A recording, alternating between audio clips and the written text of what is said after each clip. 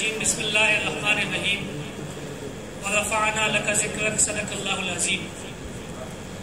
ہر ابتدا سے پہلے ہر انتہا کے بعد ذات نبی بلند ہے، ذات خدا کے بعد ہر ابتدا سے پہلے ہر انتہا کے بعد ذات نبی بلند ہے، ذات خدا کے بعد دنیا میں احترام کے قابل ہے جتنے لوگ، میں سب کو مانتا ہوں مگر مصطفیٰ کے بعد۔ میں ایک گناہگار انسان نبی اکرم صلی اللہ علیہ وآلہ وسلم کی توصیف کیا بیان کر سکتا ہوں۔ ایک کام انسان کرتا ہے اور ایک اللہ رب العزت کرتا ہے،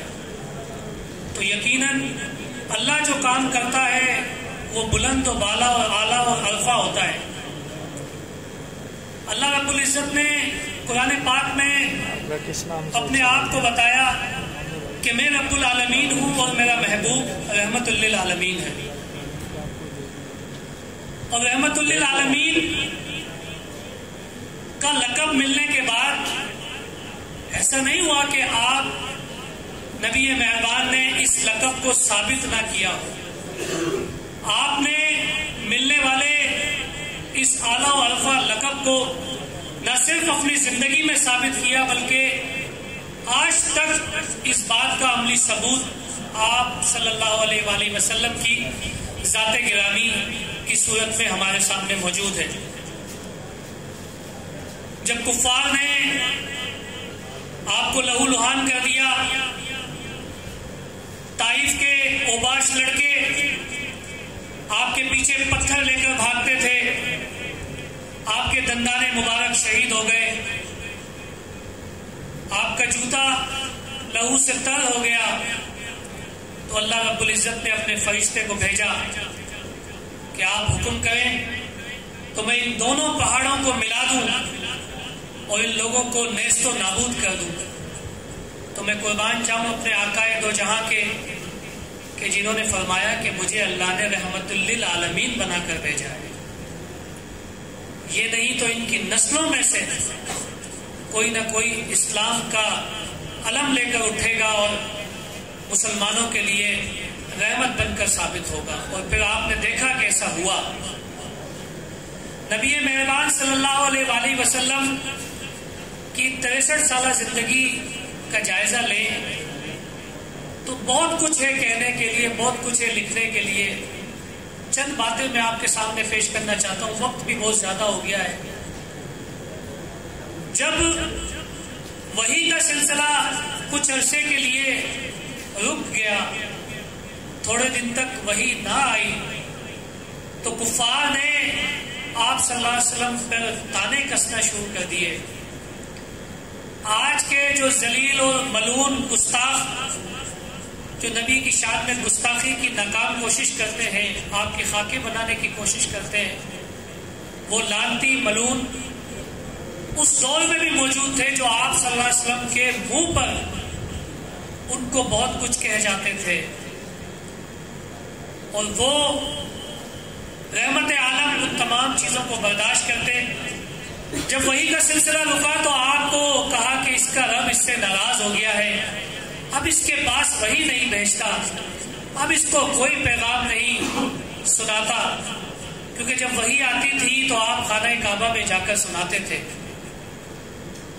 نبی اکرم صلی اللہ علیہ وسلم کس کیفیت سے گزر رہے تھے۔ اس کے بعد اللہ رب العزت نے آیات مبارکہ نازل کی، وَالضُّحَىٰ وَاللَّيْلِ إِذَا سَجَىٰ مَا وَدَّعَكَ رَبُّكَ وَمَا قَلَىٰ وَلَلْآخِرَةُ خَيْرٌ لَكَ مِنَ الْأُولَىٰ وَلَسَوْفَ يُعْطِيكَ رَبُّكَ فَتَرْضَىٰ۔ کہ اے نبی، اس روشن دن کی قسم، اس رات کی قسم جب وہ چھا جاتی ہے،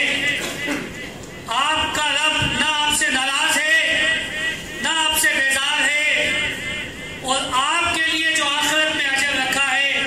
وہ اس دنیا سے بہت زیادہ ہے، اور عنقریب اللہ تعالیٰ آپ کو وہ عطا کرے گا کہ آپ خوش ہو جائیں گے۔ جب یہ آیات نازل ہوئی تو کافروں کے چہرے اڑ گئے۔ جب نبی مہربان نے ان آیات کو خانہ کعبہ میں جا کر سنایا تو مسلمانوں میں جو چند مسلمان اس وقت تک ہوئے تھے خوشی کی لہر دوڑ گئی، اور یقیناً اللہ تعالیٰ نے اپنے رب کو، اپنے حبیب کو اپنے قریب رکھا، اس کی ساری آزمائشوں میں اس کا ساتھ دیا۔ میں آپ کو بدر کا وہ مقام یاد دلاتا چلوں کہ جب 313 جانثاران موجود ہیں جنگ کے لیے، اور 1000 کا لشکر سامنے مد مقابل ہے کفار کا، جن کے پاس ہر قسم کے ہتھیار موجود ہیں، اور اللہ کا نبی شان بندگی دیکھیے کہ وہ اپنے رب کے حضور گڑ گڑا کر یہ دعا کرتے ہیں کہ یا اللہ، یہ 313 آج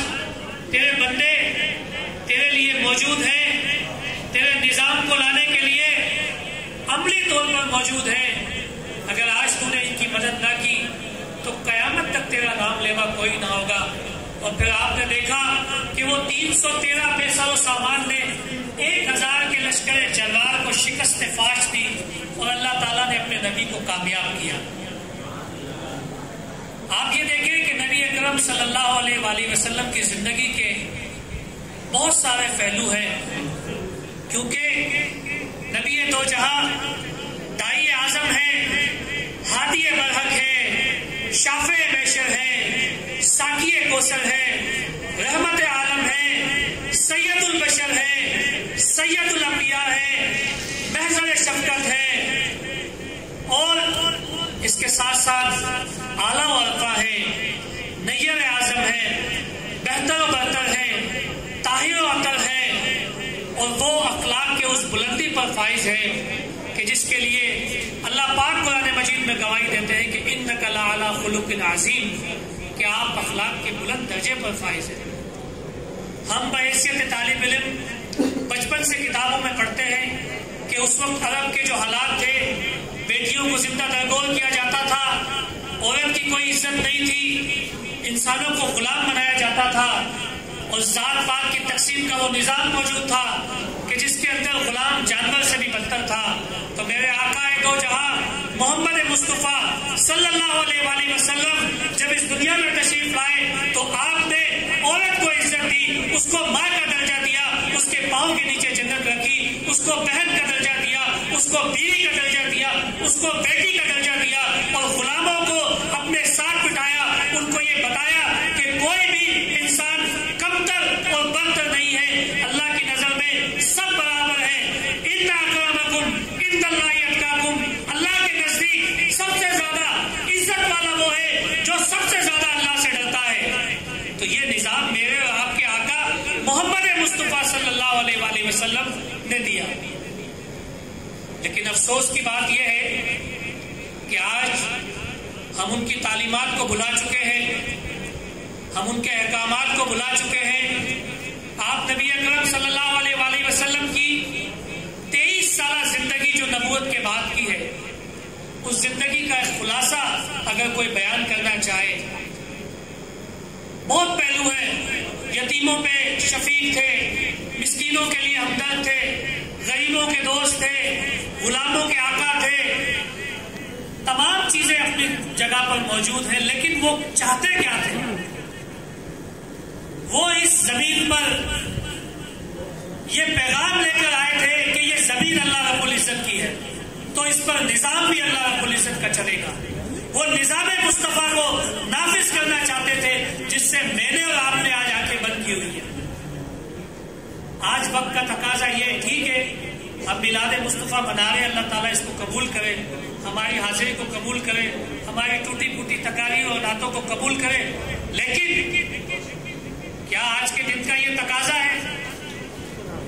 آج کے دن کا یہ تقاضا نہیں کہ ہم جہاں موجود ہیں وہاں پر کھڑے ہو جائیں اور نظام مصطفیٰ کے لیے جد و جہد شروع کر دیں۔ ہم اگر استاد ہیں تو ہمارے لیے یہ روشن مثال موجود ہے کہ نبی اکرم صلی اللہ علیہ وآلہ وسلم نے فرمایا کہ انما بعثت معلما، کہ مجھے معلم بنا کر بھیجا گیا ہے۔ تو استادوں کے لیے بہترین نمونہ نبی اکرم صلی اللہ علیہ وسلم کی ذات ہے،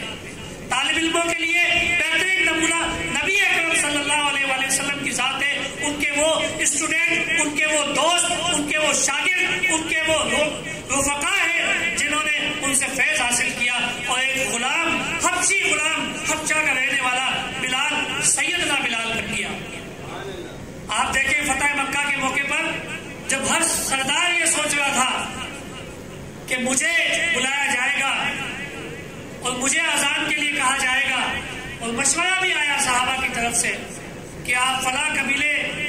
کے سردار کو آپ بلا لیں،